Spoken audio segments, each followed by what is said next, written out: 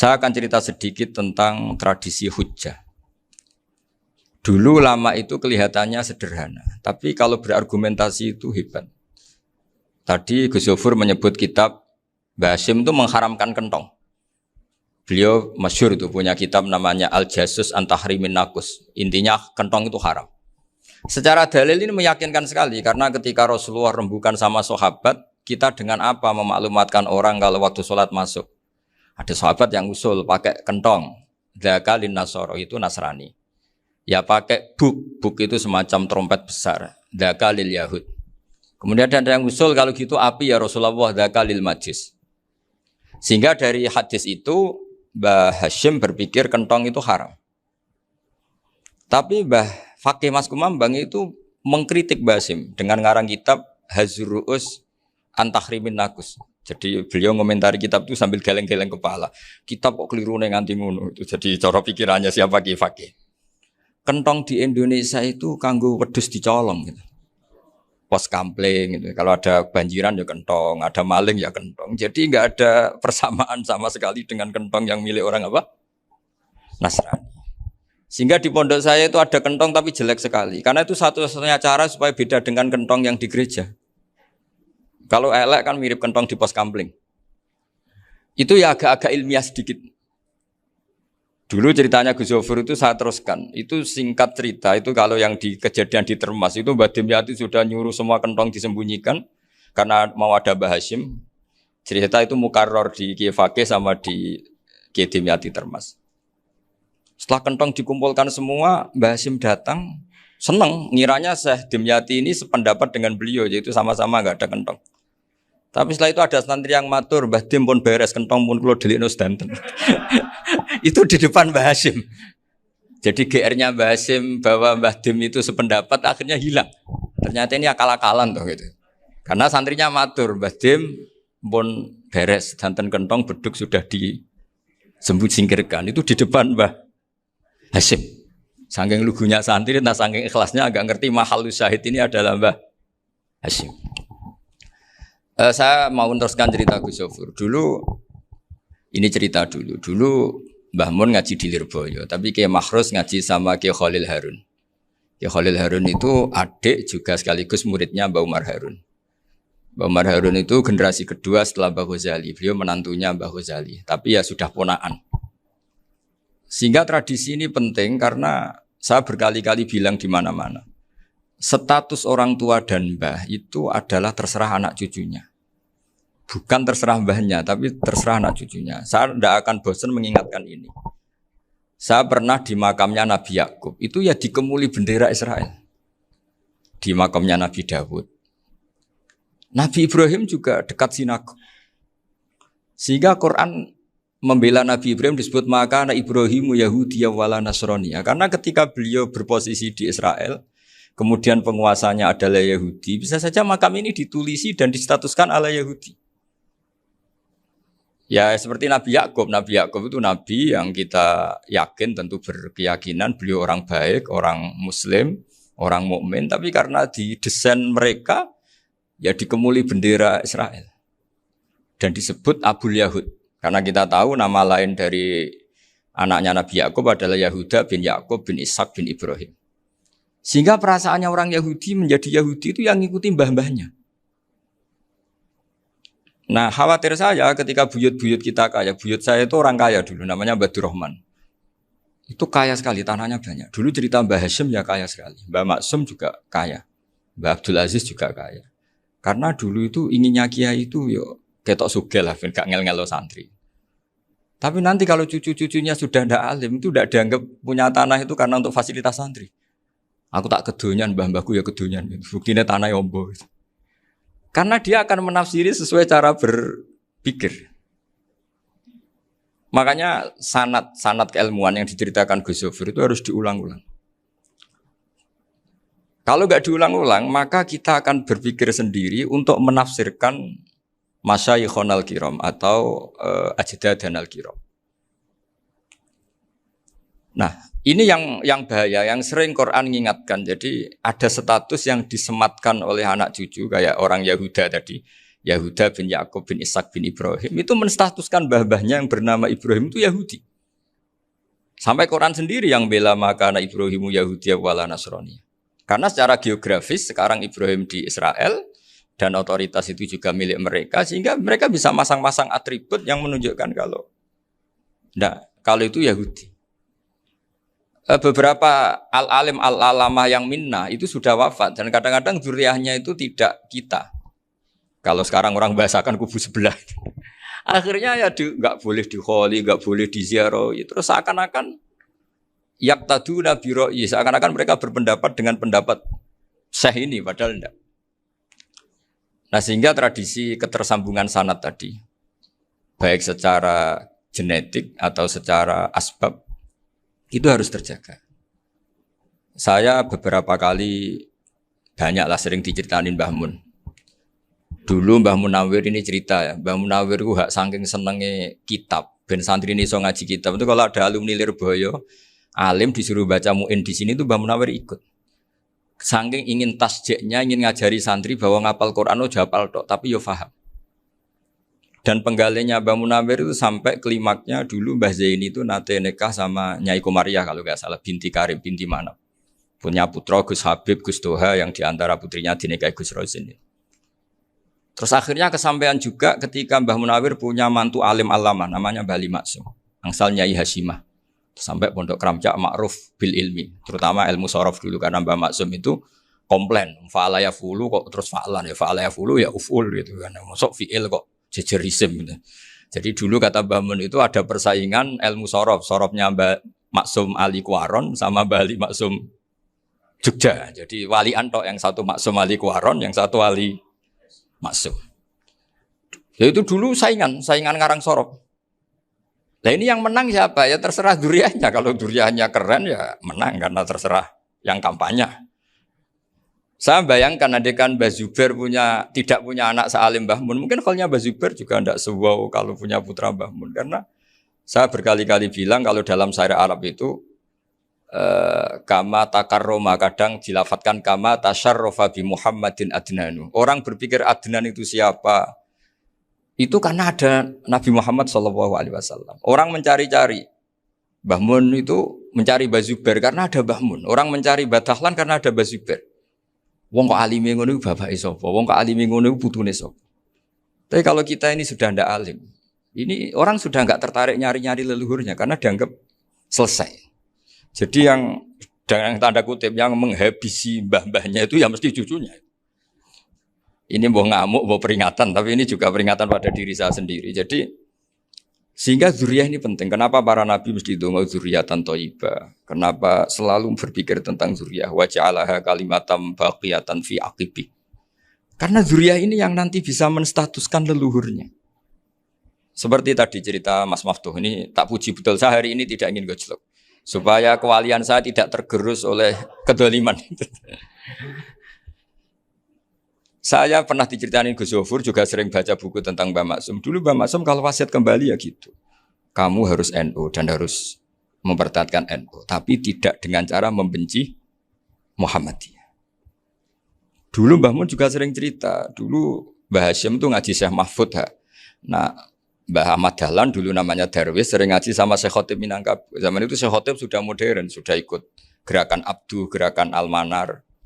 Sehingga bawaannya Mbah Ahmad Dahlan ini agak agresif. Yang Mbah Hasyim karena hanya mulazim di Syekh Mahfud, hanya sesekali ngaji Syekh Khotib, beliau lebih seperti itu. Dan dua beliau ini sama-sama pernah ngaji Mbah Soleh Darat di Semarang. Mbah Hasyim sama Mbah Ahmad Dahlan yang dulu namanya Darwis. Jadi ini masih min muskatin wahidah mimam bain wahid. Sehingga kita tidak kaget ketika Mbah Ali Maksum mengomentari Muhammadiyah itu masih ahli sunnah wal jamaah. Makanya nanti terakhir saya baca kitabnya Mbah Ali dan sering saya pelajari. Andai kan kita ini sepakat dengan ilmu, ya kita tahulah. Kalau Abu Hanifah itu tidak kunut, Imam Syafi'i kunut, berarti kunut itu mazhabnya Abu Hanifah, bukan mazhabnya Mbah Ahmad Dahlan. Apa tidak kunut itu mazhabnya Abu Hanifah, bukan mazhabnya Mbah Ahmad Dahlan. Kita kunut itu mazhabnya Imam Syafi'i, bukan mazhabnya Mbah Hasyim. Ini semuanya masih dalam bingkai ilmu. Adzan qabla subhi juga riwayatnya jelas. Tidak adzan ya sudah perilaku kita sudah jelas. Dulu Mbah Mun sering didik kita gitu. Saya sering dengar cerita kalau dulu Pak Arif Fakhruddin begitu hormat sama Mbah Ali, apalagi zuriyahnya Mbah Azhar Basir, karena beliau dulu do ngaji di Termas. Dulu itu nggak ada masalah karena semuanya dianalisis pakai ilmu.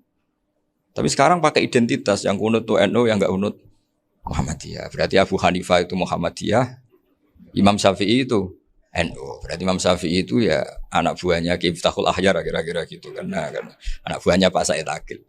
Kan terus jadi repot. Dulu kita ini pengagum ilmu, bukan pengagum perbedaan. Sehingga di sini yang saya kagum dari sekian ceritanya Mbah Ali Maksum, supaya kitab ini to the point, supaya nggak lama-lama karena waktunya juga. Nanti kalau kemalaman ini kena semprit ini sudah. Ini diantara yang diceritakan Bali itu unik. Imam Syafi'i itu sering tawassul, sering wasilah sama siapa itu? Abu Hanifah. Ini sudah tak petakan, saya baca yang sensitif lah, so yang ini ya. Ziyar al-Babus Samin, terus sebentar ini yang bab tawassul.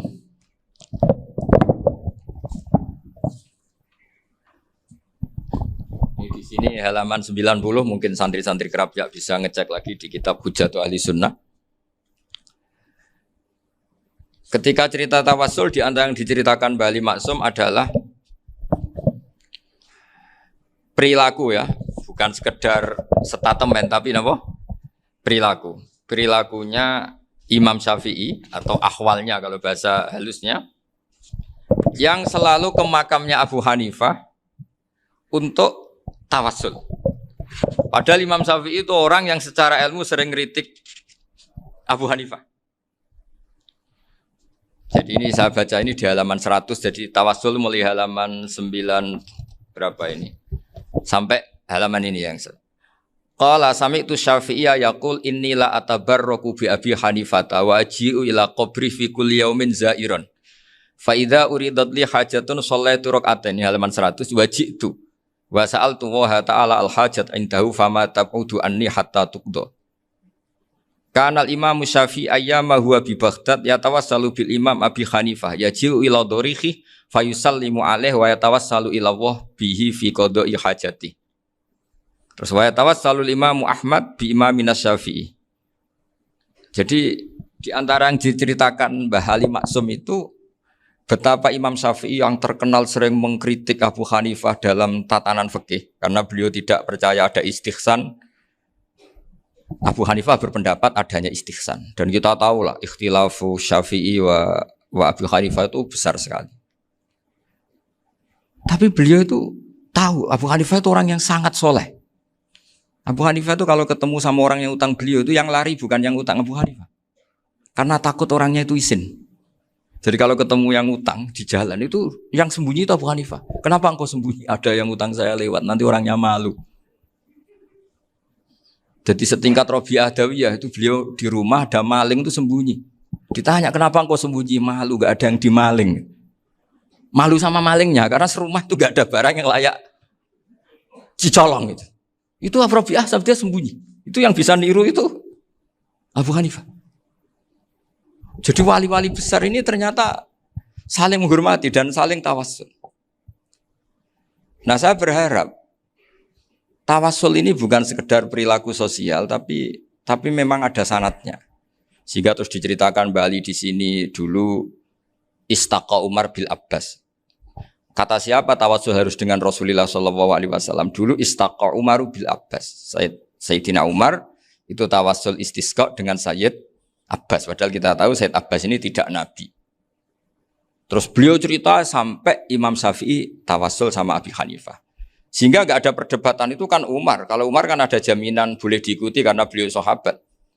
Bali cerita tentang Imam Syafi'i yang tawassul dengan Abu Hanifah. Seargumentatif itu. Sehingga ada cerita dalam sebuah tafsir. Ya saya ulang lagi, ada cerita di sebuah tafsir. Kenapa Nabi Musa ditanya Allah, wa matilka biyaminika ya Musa. Makna wa ta'ala a'lam. Tentu Allah sangat tahu yang di bawah Musa itu apa. Karena Allah tahu Nabi Musa itu grogi. Orang dipanggil Wali Maksum pasti grogi, santri dipanggil Mbah Mun pasti grogi. Kenangan saya setiap dipanggil Mbah Mun ya mesti tanya, yang ringan-ringan, wis sarapan ya. Arung sarapan ya sarapan. Pas sarapan ya kan tanduk mangan sing enak, wong santri ora tau mangan enak. Ya enggak pernah ngomong yang penting, ngendikan yang penting.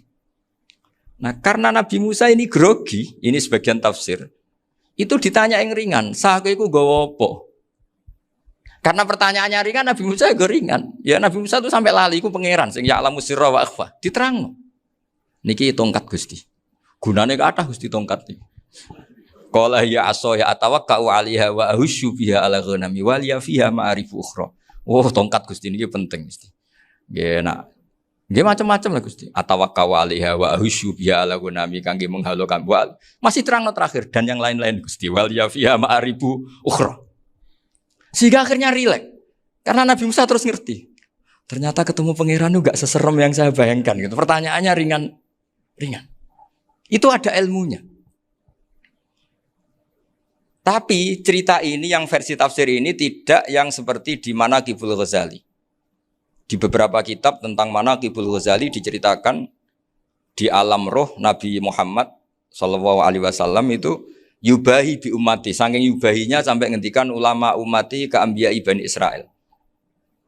Ulama umatku itu pinternya atau statusnya itu mirip-mirip lah. Kaf itu ya mirip-mirip kayak ulamanya nabinya Bani Israel.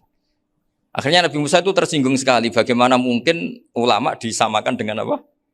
Nabi. Sehebat-hebatnya ulama itu kan tidak akan yabluhu darajatan nubuwah atau yartaqi ila darajatin nubuwah. Itu akhirnya, ya kalau kamu nggak percaya panggil. Yang dipanggil Imam Ghazali. Ya Nabi Muhammad juga nggak mau kalah. Gitu. Kalau manggil ulama RT ya kalah keok. Gitu. Akhirnya Imam Ghazali datang. Ditanya sama Musa, Mas Muka, nama kamu siapa?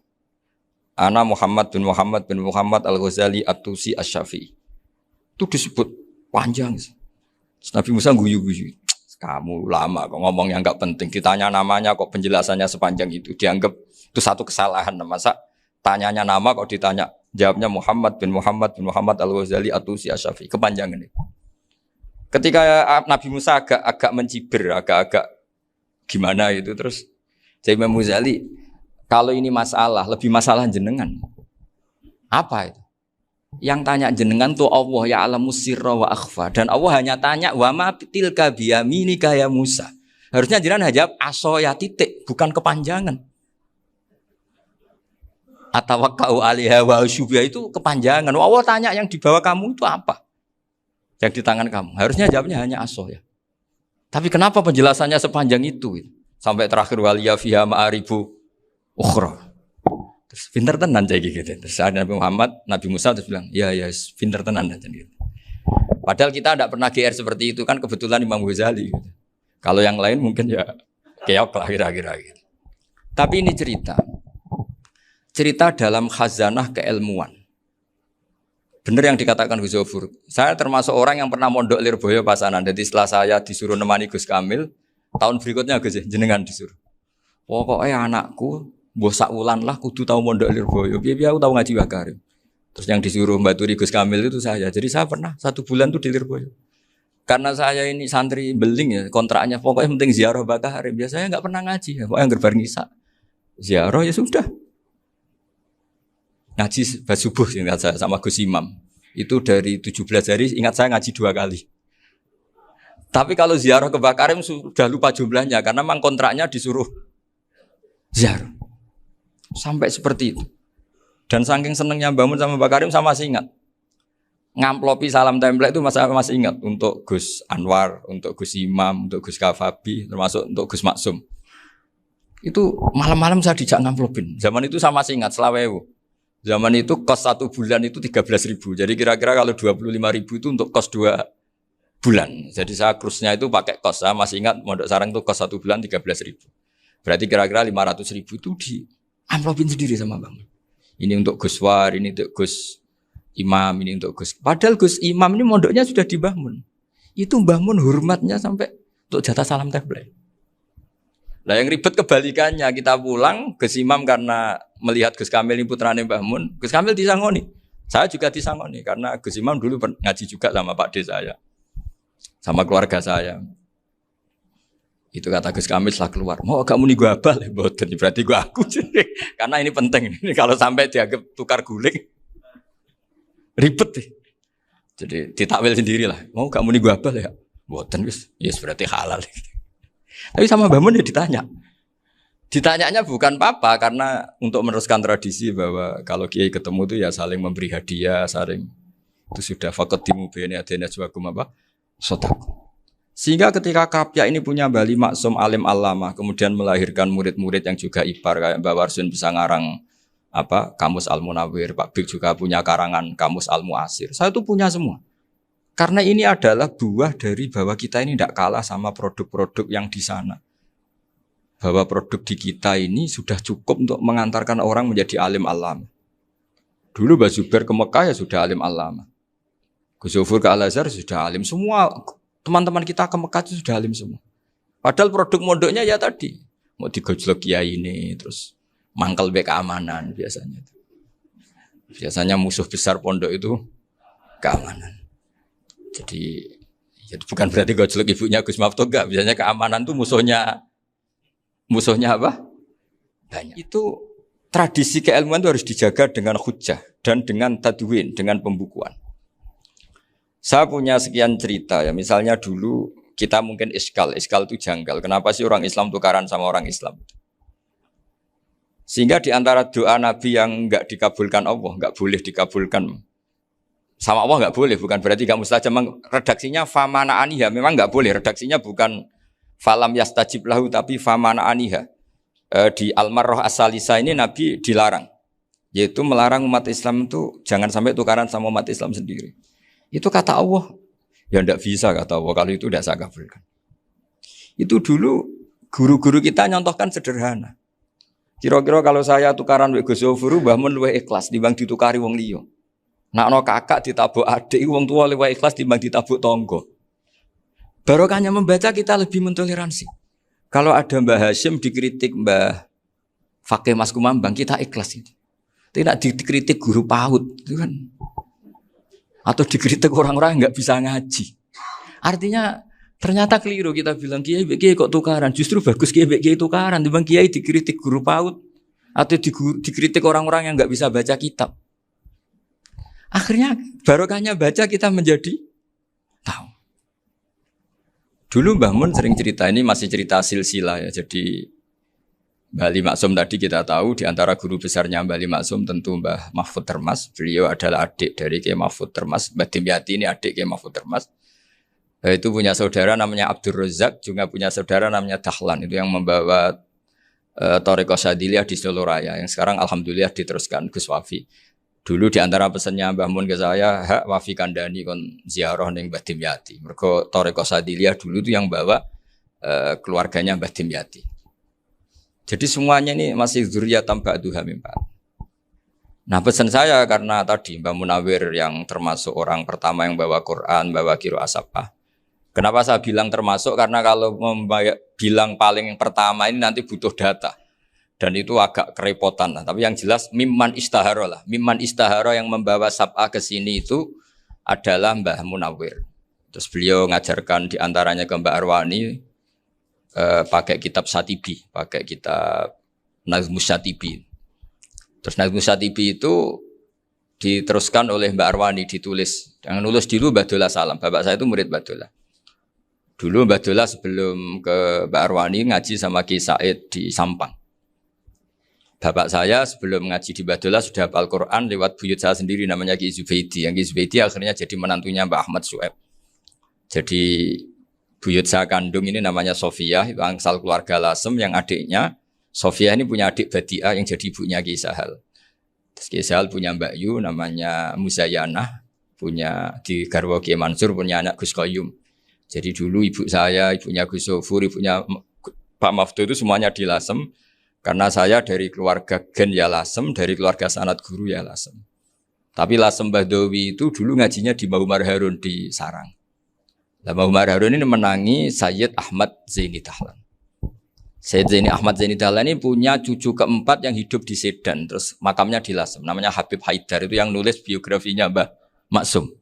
Mbah Maksum bukan Bali. Biografinya Mbah Maksum. Itu ditulis oleh Habib Haidar, namanya Haidar bin Hasan bin Sodaqoh bin Ahmad Zaini Tahlan. Nah, Habib Haidar ini menantunya Sayyid Hamzah Sato. Hamzah Sato itu Hamzah bin Abdullah bin Umar. Itu kakaknya Sayyid Abi Bakar Sato, Sohibul I'anah. Nah, Sayyid Umar ini yang dulu ngajari mbahnya Mbah Mun namanya Ahmad bin Syuaib. Nah, di antara ajarannya adalah baca kitab-kitab kecil yang bisa dihafal. Dibawalah ke sarang jadi metode muhafadzah. Tapi kemudian lama-lama oleh pondok itu jadi syarat kenaikan kelas. Dulu gak ada muhafadzah untuk kenaikan kelas ya, supaya orang alim itu harus hafal. Lama-lama dipakai syarat untuk muhafadzah. Jadi semua ini sanad harus kita ingat supaya kita bisa menjaga tradisi. Termasuk tradisi ini kiai seneng jagungan, terus ngomong ra penting. Itu juga sanad. Setahu saya Mbah Mun itu kalau ketemu bapak ya guyon terus. Saya punya kenangan tuh yang dulu agak iskal tuh begini. Ada isu lah, entah isu entah hoax entah apa, ada kaji itu agak beling itu, pokoknya beling lah. Seneng siapa itu, rondo lah apa. Pokoknya beling gitu. Ketika Mbah Mun dilaporin tamu kalau kaji itu beling sama rondo itu. Mbah Mun tanyanya lucu. Lho ayu no cum. Wahyu banget, Mbah. Wahyu. Itu bapak juga bakas ayu nih. Dulu saya sekali ini kiai kok bakas wong ayu, bakas budine barang lah kira-kira gitu. Tapi setelah saya tambah alim, tambah ngerti itu, kata bapak gini, ya apik bakas ayu hak timbang iyakno malah qadzaf. Ternyata seni. Sekali Mbah Mun atau bapak bilang, waji kok zina kaji, maka larinya ke qadzaf. Maka menghindari bahasa menuduh, ngomong yang enggak penting. Lho ayu no. Jadi kiai dulu tuh orang sok suci tapi dia menghindari hal-hal yang jadi punya seni untuk ngelola kehidupan. Orang bermalam-malam jagungan sama teman asik itu kan perlawanan terhadap nafsu kita, syahwat kita untuk mungkin nikmati dugem di bar atau di tempat-tempat maksiat. Itu setan di Indonesia tuh kakuati sama Kiai Jawa. Orang supaya tidak tertarik maksiat itu Kiai Jawa cukup ketemu kancane masak terong guyon. Gejolok-gejolokan zaman mondok, sewengi lulus sangka maksiat, bar wis tutup. Perlawanannya sederhana, nggak pakai tahajud, nggak pakai wiridan, karena Kiai Jawa juga koyo rapati potongan ahli ibadah gitu, itu jagungan. Gitu. Jadi setahu saya itu pernah lihat Bali itu sekali ketika beliau ngisi ceramah di Mbah Hamid Bedowi, saya masih kecil diajak bapak. Dulu kalau bapak ngelihat Bali sama Mbah Hamid itu mesti nangis, karena dua orang alim bertemu. Yang akhirnya ya bisanan itu Mbah Hamid punya anak Gus Nasih, di sini ada Mbah Nafisa, terus jadi Mbak Salih Hindun itu. Jadi dulu tuh ya guyon terus ketika ketemu. Itu yang sering bodoni Mbah Hamid itu ya Ki Bisri. Ki Bisri itu kalau datang ke Ki Hamid Pasuruan, nak wali tenan aku teko ditatakno mangan. Jadi ukurannya ya. Ternyata sampai sana dikeimangan tenan. Masih belum mengakui, kan nak wali tenan aku iki kiai rung di mobil, dongakno aku di mobil. Sudah kalah satu seri itu masih gak terima. Lalu itu Mbah Hamid akhirnya berdoa, ayo monggo, mungkin Ki Bisri gak ada mobil. Itu setelah didoain masih tanya, mereknya apa merek? Jadi itu Mbah Hamid jawab, ya paling Holden itu, paling Holden. Itu nyari mobil itu ya adalah dapatnya Holden. Suatu saat Mbah Bisri diundang Mbah Hamid gak dikasih bisar, karena utangnya sudah banyak Mbah Hamid, Mbah Bisri ini utang tadi, utang doa tadi. Itu ya gak dikasih besar ya gak mau kesang apa-apa kelambimu kayak aku. Didol sama muhibbinya Mbah Hamid, itu harganya melebihi jatah bisaroh. Ketemu Mbah Hamid. Kang, susu Kang, mergo. Jadi dulu itu rileks, makanya ini yang diceritakan ke Zofur. Sebetulnya kalau kiai-kiai itu bersanad itu ya rileks, hidupnya itu rileks. Karena rileks ini perlawanan terhadap kemungkaran. Saya dulu musyawarah sering sama Gus Zofur usul fikih. Itu jelas di antara yang ditulis Lubil Usul itu. Ya kita tahu tadi misalnya sanad usul fikih, Mbah Ber itu sangat al-usuli Kiai Zubair Dahlan, abahnya Mbah Mun. Punya murid di antaranya Kiai Sahal. Kiai Sahal punya karangan Thariqatul Husul fi Syarhi Lubil Usul. Itu Thariqatul Husul itu beliau ngendikan dalam mukaddimah bahwa saya bisa mensarah ini berdasar ngaji maknani sama Mbah Zubair. Terus beliau mengutip sarah itu dari kitab Nailul Ma'mul. Beliau ngendikan binus khotin khotiyah ghairi matbu'ah. Dan itu ditemukan di Kiai Mansur di Lasem. Karena Kiai Mansur iparnya Mbah Sahal. Mansur bin Khalil itu diantara katibnya Syekh mahfud. Jadi semuanya ini sambung. Mbah Ber, saking ahli usul fikihnya, kalau ngajar usul fikih itu kalau guyon takriran saya ini lebih memahamkan ketimbang Sarah.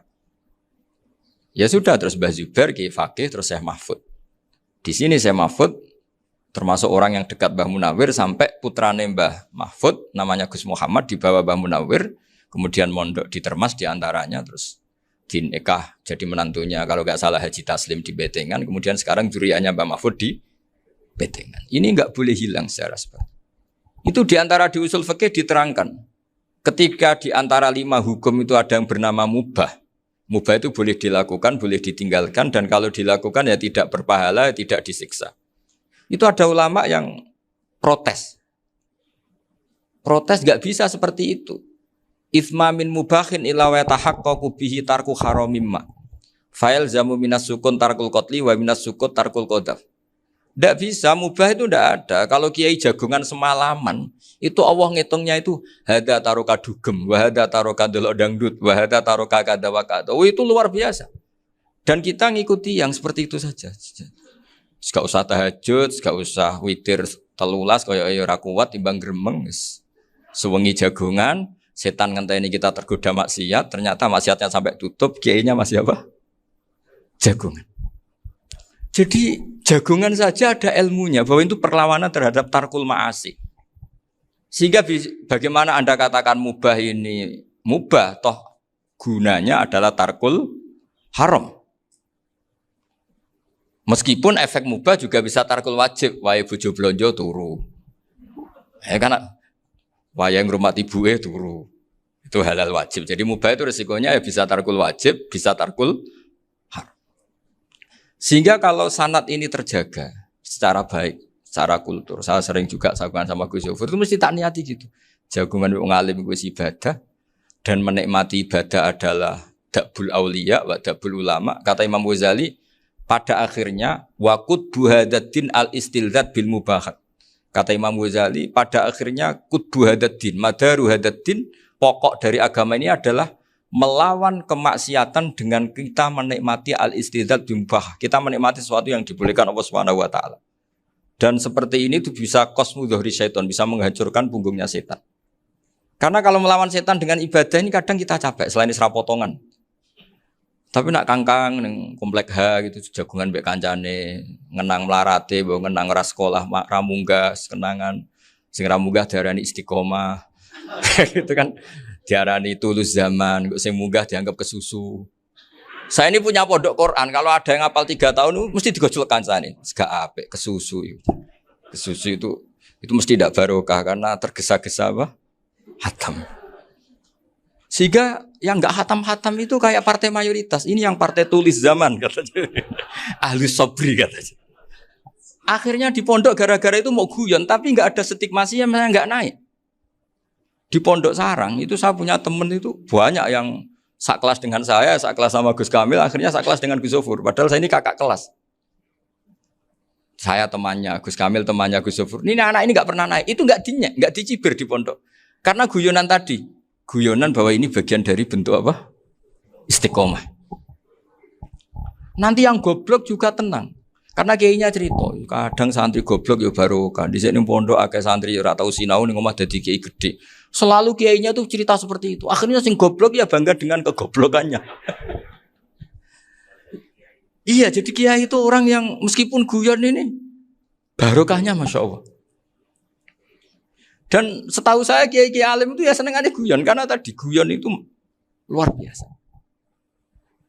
Bapak saya itu kalau pesan sama saya itu enak ngaji is guyon nice. Wong ning omah mikir utang, mikir wedi bojo macam-macam kok ngaji mbok jak nangis pisan, nangis ping pindho katanya. Sudah jak guyon ae. Paling gak lali. Dan beliau punya dalil kul bi fadlillah bi rahmati fa bidzalika falyafrah. Jadi jangan sampai orang ini farah bil maksiat, jangan sampai orang itu. Dan ini yang saya kenang dari sekian cerita murid Bali. Mbah Ali Maksum ya senangane guyon. Gojol-gojolkan mbek santri guyon. Ini saya maklumatkan ke semua santri beliau bahwa ini bukan sekedar guyon, tapi al-istildzat bil mubahat. Ini adalah perlawanan terhadap setan karena banyak orang bisa senang tuh kalau nunggu maksiat. Ini bisa senang dengan sesuatu yang tidak maksiat. Itu kayak apa hebatnya? Makanya Nabi itu kalau ketemu sahabat ya sering ngendikan yang ringan-ringan. Ya Umar ma'afalan duher jong mana piye ije. Kalau ketemu anak kecil ya. Nanti ketemu yang tua-tua yang sudah nggak bisa mikir ya itu cerita-cerita. Saya mohon sekali murid-murid kerap ya. Jangan hanya ngaji fikih. Kalau hanya ngaji fikih itu posisi Abu Hanifah itu seakan-akan nyun sewu orang yang sangat tidak ahli hadis.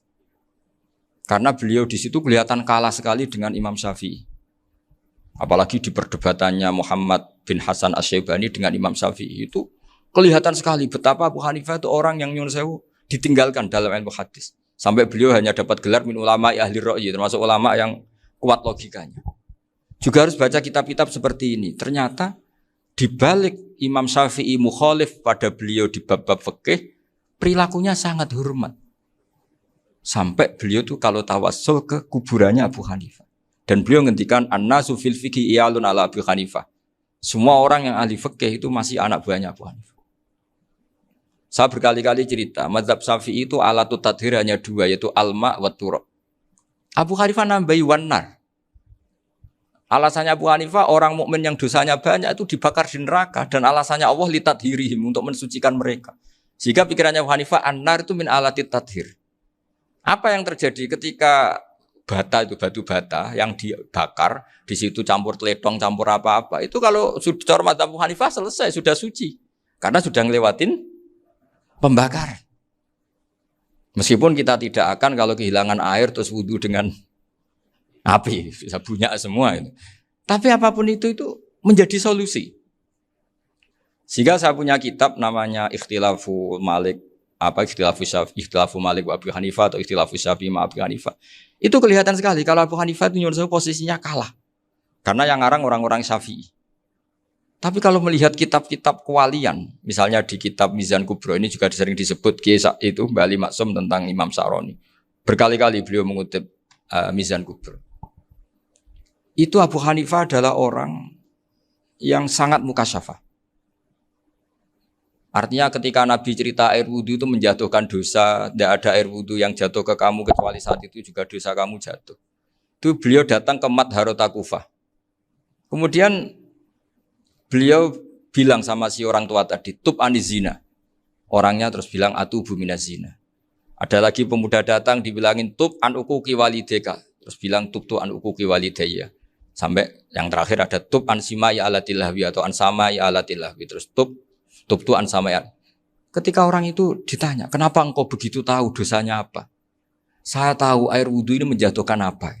Jadi kira-kira kalau zina mungkin ya batang babi lah. Kalau hanya sekedar melihat bak-bak mungkin ya curut atau tikus lah kira-kira gitu. Nah dulu sediluk ya mungkin ya tikusnya cilik gitu. Nah dulu suwi ya tikus werok itu atau apalah. Pokoknya beliau itu tahu. Tapi anehnya Abu Hanifah apa? Setelah itu dia nangis minta mukasafahnya ditutup. Ya Allah saya ini mukasafah kok malah menjadi tahu sawatil mukmin. Padahal aturan syariat jenengan man satara musliman satarahu bahwa enggak baik melihat jeleknya orang mukmin.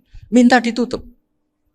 Makanya saya ini bangga ada mukasafah. Makom yang kita sampai sekarang tuh makom setelah Abu Hanifah mukasafah. Jadi Abu Hanifah repot-repot mukasafah minta makomnya ditutup tidak menjadi mukasafah. Dan alhamdulillah kita sudah tidak mukasafah sebelum minta ditutup. Jadi kita ini keren. Keren karena aturannya itu man satara musliman satara huwa, yang tidak tahu aibnya orang muslim maka Allah akan nutupi aibnya di akhirat. Dan kita alhamdulillah barokahnya ndak mukasafah, ndak ngerti aibnya orang mukmin. Jadi kita harus pakai patokan ilmu. Saya ulang lagi, kita harus pakai patokan. Makanya saya tahu betul ketika Kiai Hamid Pasuruan, beliau dulu ngaji Jamul Jame, ngaji Juman, Bali Maksum di sana sama Gus Habib, sama Gus Muhammad bin Mahfud. Termasuk mbah saya kandung dulu Kiai Sidik. Mbah saya yang dari itu juga ngaji di Termas. Bapak saya dulu Kiai Nur Salim ngaji di Buyut Baiti.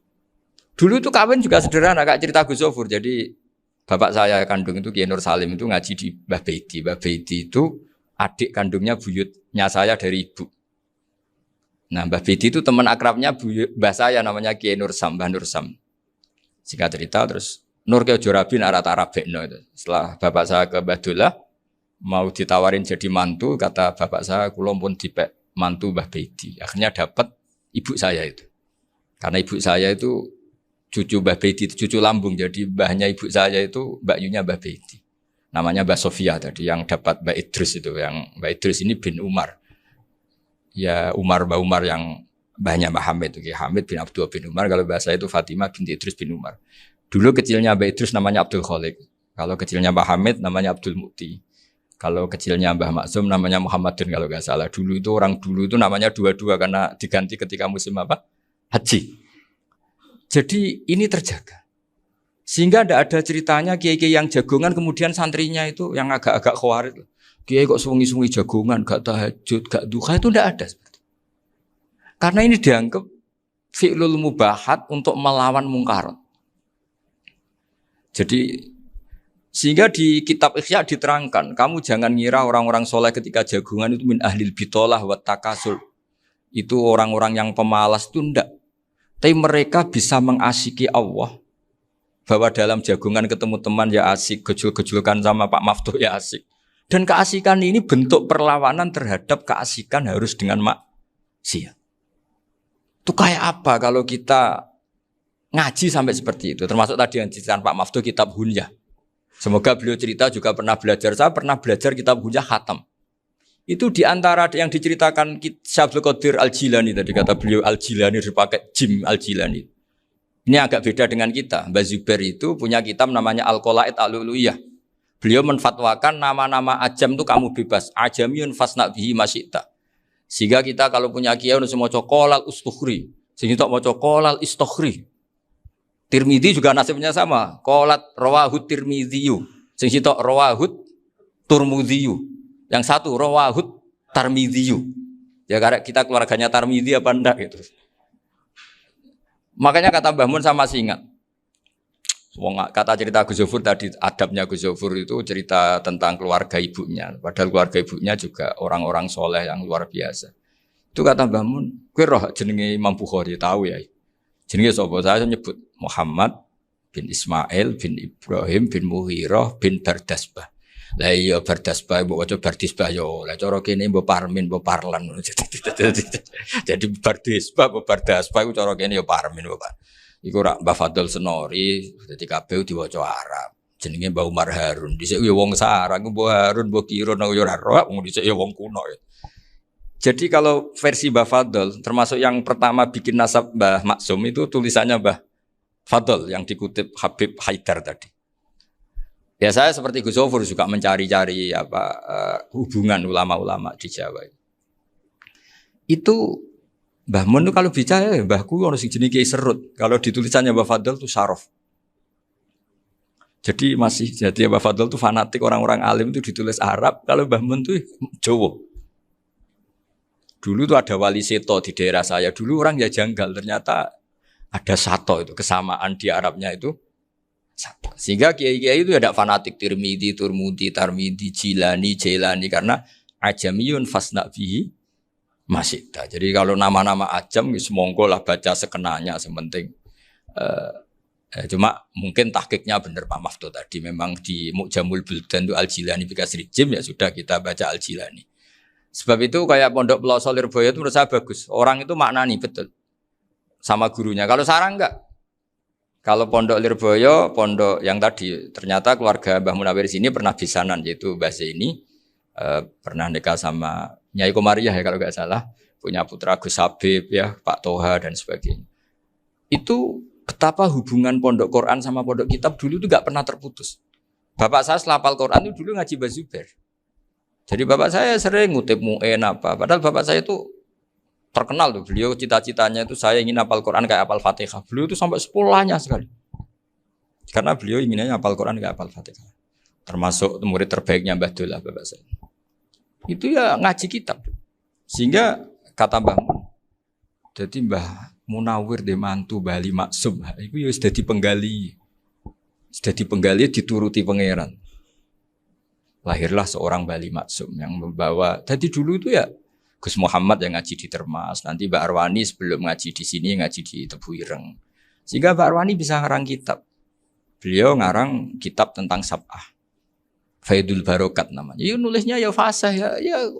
Saya punya tulisan tangannya Mbak Arwani itu banyak. Saya juga punya tulisan tangannya Mbah Hasyim Asy'ari ketika nyurati buyut saya yang di Damaran itu pakai bahasa Arab. Jadi dulu itu Mbah Ali Maksum juga sama. Surat-suratannya dulu sama tokoh-tokoh Muhammadiyah ya bahasa Arab. Nah ini harus kita dengar dari abna, dari bahwa Mbah Maksum kemarin yang diceritakan Gus Zafur di Khol Mbah Maksum, kowe kudu belo NU, kudu tetap NU, tapi bukan dengan cara membenci Muhammadiyah. Tadi Pak Maftuh menguatkan sanad itu dari Pak Atabik bahwa Muhammadiyah termasuk ahli sunnah apa? Karena sama-sama tidak sabus sahabat, sama-sama ikromus sahabat dan sama-sama bermadhab. Nah soal akhirnya ada beberapa yang usrapati seneng ngaji ini yang agak ribet. Tapi kamu udah usah ngeritik Muhammadiyah agak seneng ngaji, kayaknya juga sama kita nggak seneng ngaji juga banyak itu. Jadi kalau ngeritiknya masalah itu kan kita ya agak-agak sama. Ya jadi ternyata di sini terus ini yang terakhir supaya nggak lama-lama. Bali juga punya sisi keras sekali. Jadi dalam hal-hal yang khas ini di halaman 87 itu keras sekali. Beliau ngendikan wahal bi jununun hatta usdira amri lil mu'minin alla yazuru rasulahum. Jadi ketika saya tadi sudah bilang bahwa beliau sering muji Ibnu Taimiyah dalam banyak hal. Tapi dalam banyak hal juga beliau mengkritik Ibnu Taimiyah ketika menafsirkan la tusaddur rihal illa ila salasati masajid. Kemudian Ibnu Taimiyah tidak mentasrekkan, tidak mensunatkan ziarah kubur Rasulullah SAW. Beliau mengkritik. Dan cara mengkritik adalah ngendikan ulaikal ladzina yuriduna ayyahulu bainahu sallallahu alaihi wasallam wa baina ummatihi fi nakhiyatin. Itu adalah orang-orang yang ingin membuat batas antara Nabi dan umatnya. Saya termasuk terinspirasi makalah Bali ini adalah bagaimana Anda mengkafirkan orang Islam berdasar qala Rasulullah sallallahu alaihi wasallam. Wan nabiyyu asyaddun nasi syafaqatan li ummati. Wan nabiyyu akhrasun nas, orang yang paling serius supaya umatnya ini selamat. Kemudian Anda dengan hadisnya Nabi mentafrik bainahu wa baina ummati berdasar dawuh Kanjeng Nabi.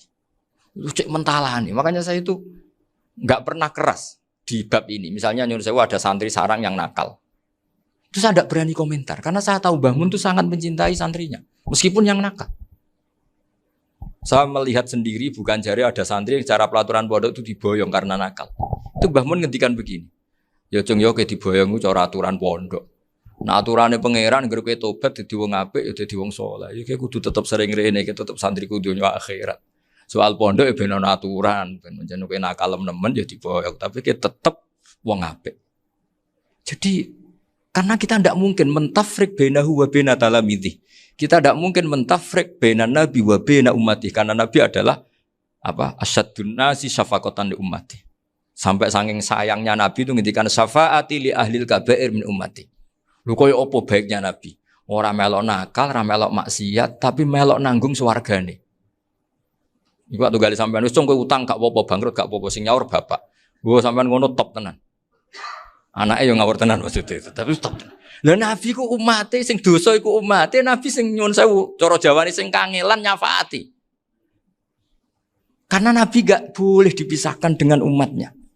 Makanya kata Bali Maksum, ulaikal ladzina yuriduna ayyahulu bainan nabi wa baina ummati. Itu mereka-mereka adalah orang yang ingin memisahkan nabi dengan umatnya. Nah, masa kita ngafirkan umatnya Nabi berdasar dawai Nabi? Itu kan sama, saya benci santri Anwar berdasar dawai Mbah Mun, padahal orang tahu semua begitu sayangnya Mbah Mun terhadap santrinya. Sama juga kamu benci santrinya Bali Maksum berdasar dawai Bali, padahal beliau sangat mencintai santrinya. Nah kultur-kultur seperti ini tidak boleh hilang. Kita punya sanad, punya guru, punya keluarga yang sama. Jadi mbah-mbah saya itu orang Tuban, dekat sama posisi Ibrahim Asmoro Konti tadi yang diceritakan. Jadi di kampung saya, kampungnya bapak saya itu ada makomnya Siti Syariah, itu mbak kandungnya Sunan Bonang. Dan bapak dulu sering ngajarin ziarah saya ke Mbak Asy'ari. Mbak Asy'ari itu bin Jumadil Kubro, berarti Mbak Asy'ari itu saudaranya Mbak Ibrahim Asmoro Konti, gurunya Sunan Bonang. Jadi Sunan Bonang ke Tuban tuh karena disuruh ngaji sama Mbak Asy'ari, Mudin Asy'ari itu yang di Bejagung. Jadi ini semua sanadnya itu jelas, aturannya jelas. Kan Sunan Bonang bin Ampel bin Ibrahim Asmoro Konti bin Jumadil Kubro lah, yang Mbak Asy'ari ini adiknya Ibrahim Asmoro Konti, makamnya di Bejagung di Tuban. Dulu Sunan Bonang sebelum ngaji kemana-mana ngaji di Bejagung itu di Mbak Asy'ari itu. Terus kemudian Sunan Bonang hidup di Lasem, di Pasujudan di Lasem. Makanya Lasem banyak orang alim karena ya dulu Sunan Bonang itu di antara aktivitasnya itu di Pasujudan di Lasem itu. Wafatnya kila di Bonang, kemudian mau dibawa orang Madura ke Madura, terus diambil Mbak Asy'ari, pernah mbahnya karena Muammar Mbak Asy'ari, terus dimakamkan di Bonang. Jadi cara berpikir Mbah Ali ini menginspirasi saya, kita tidak boleh mengkafirkan umatnya Nabi berdasar dawuh Nabi. Karena apa? Itu yang tidak diinginkan Nabi. Nabi itu inginnya yang di luar itu masuk, bukan yang sudah di dalam dikeluarkan. Itu kata beliau, ulaikal ladzina yuriduna ayyahulu bainan nabiyyi wa baina ummati. Orang-orang yang tidak mentasra' ziarah pada Nabi adalah orang-orang yang ingin memisahkan Nabi dengan. Dan begitu kias berikutnya, orang-orang yang sidik-sidik muni ini kafir, ini sudah enggak benar, inilah yurja khairuhu. Itu orang-orang yang memisahkan. Dan lucunya berdasar dawuh Nabi. Makanya semua kalau sampai ngaji Mizan Kubro, ini kitab yang sering dikutip Bali Maksum. Ketika Nabi ngintikan laisa minna man ghasyana. Laisa minna man latamal hudud wa syaqqal juyub bada'a bid'awal jahiliyah. Laisa minna min tilkal khoslah. Semua ulama mentafsiri laisa minna fi tilkal khoslah, bahwa dalam hal itu Islam tidak bertanggung jawab. Masa menipu berdasar dibolehkan Islam kan tidak mungkin. Semua perilaku yang salah disebut Nabi laisa minna fi tilkal khoslah, bukan laisa minna fayakunu huwa kafirun. Tidak ada satu ulama yang mengatakan laisa minna berarti orang ini kalau menipu sudah kafir. Ketika dosa ya sak dunya kafir kabeh. Siapa enggak pernah menipu? Sekedar pernah. Siapa enggak sering menipu bahkan? Hobi kadang ya rezekinya dari nipu. Lah itu kalau betul maknanya laisa minna terus kafir, semua orang di dunia kafir. Karena siapa sih yang selain Nabi yang enggak, selain Nabi kan enggak mungkin apa? Maksum. Belum lagi menurut teori usul fikih ada nipu yang wajib. Ya kan misalnya kita orang baik ketemu orang dolim yang memburu perempuan mau diperkosa terus bersembunyi yang kita tahu. Kita wajib nipu apa wajib jujur? Ketika orang dolim tanya, perempuan tadi kemana? Wajib nipu apa wajib jujur? Wajib nipu karena kalau kita jujur berarti memberi peluang orang dolim menemukan buruannya. Jadi betapa alimnya. Dan ketika kitab Mizan Sa'roni dipakai Bali, dipakai Mbah Mun, saya pernah ngaji Mbah Mun, terus kita tahu maknanya laisa minna fi tilkal khoslah. Sehingga kita tidak mengatakan laisa minna dengan terjemahan letterlek tidak termasuk umatku. Kita tidak akan menambahi fakta frek fayakunu kafirun, tidak akan selamanya. Karena maknanya laisa minna fi tilkal khoslah. Kenapa kita selalu begitu? Karena enggak mungkin kita memisahkan umatnya Nabi dengan Kanjeng Nabi berdasar dawuh Kanjeng Nabi. Karena Nabi adalah berstatus bil mu'minina raufur rahim.